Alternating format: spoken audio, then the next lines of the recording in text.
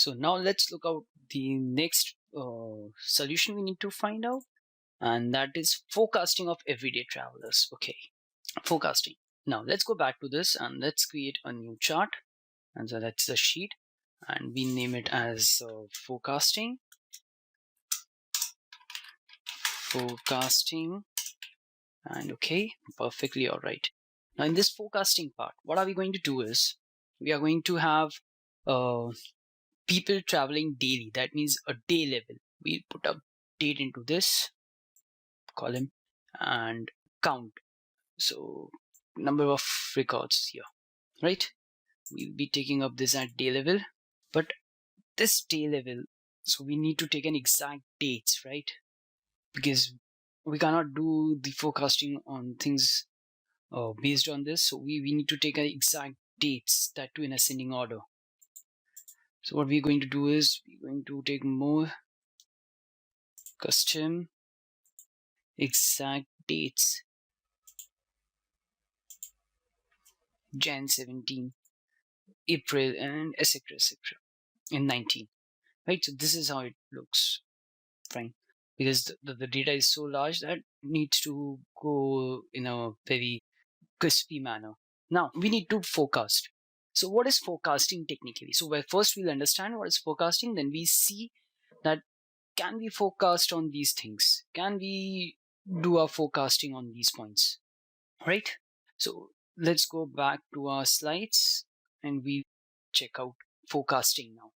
Forecasting. These are the few terms and methods we need to understand. So the first thing is forecasting means predicting something which is going to come in future. So that means I want to predict something for next few days or few months or few years. How are we going to do this? We take the historical data, we put them into forecasting, we put up some algorithms and we test out. Now in this, the few things we need to understand is, first is seasonal data. What is seasonal data?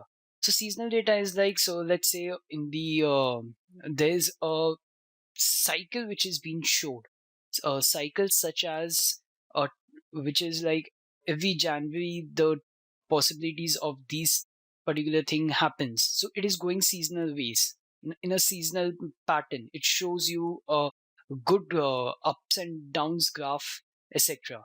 So now this season, that means at a consistent period it is growing, or it is showing some consistency at that particular interval. For example, during the summer seasons, the consumptions of cold drinks and ice creams gets increased, right? It's because of the heat. So that's a season. In the month of November, December, the sale of woolen clothes gets increased. Why? Because it's a winter season. People buy it. So it shows you the seasonal trend. You understand the seasonality there. The next thing is trend. So the trend is something which goes upwards or downwards, or it is consistent. So trend means there is a pattern in which the thing is moving. It is moving on a very high scale, and then it dropped, and then it's moved, and then it's dropped, then it's moved, then it's dropped. So it's basically a line graph that shows. Okay. Then there is forecast horizon.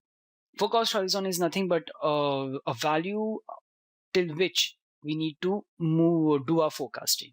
Okay, so these three important values which we should understand. Now let's go to moving average method. So this is one of the method to do forecasting technically. So here what we do is we have we have some historical data. We skip the first one. We'll take the difference of first and second, and we'll get the error. And in the similar pattern we move. So in this case, what we do is we take the average as soon we move with the windowing part. Okay, so here we are just trying to understand on the basic things. We'll be seeing, I mean, these are the methods we need to understand before doing forecasting. So I'm just giving you a glimpse of how to do this. And then there is a simple exponential method. So when there is no seasonality or no trends, at that time we use this simple exponential smoothing method.